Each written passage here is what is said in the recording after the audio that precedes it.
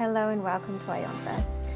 Today I'm going to show you how to enroll in our subscription plan for your replacement filters. So first things first, go to our website, and once you're there, search for the replacement filters tab in either our menu or along the top bar of our website. Once you go in there, there's a few ways you can find out your filters. You can go by category, so this is an ionizer category, or you can search. So there's a search function on the right hand side, and you can simply start typing in what your filter is called. So let's take, for instance, the fluoride filter.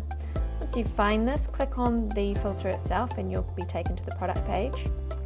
Once here, make sure to subscribe and save, and add the frequency in which you want to receive the filters and the quantity. Add this to cart, and you can add notes in here, and then you can go straight to checkout if you would like, or you can go back and go more payment options. Once you're in here, make sure you've got your details filled in as like any other website. Make sure your address is accurate and your phone number is as well. You can put your card details in there, and just make sure on the right hand side you've got the automatic shipping every 12 months with 20% discount code under the product.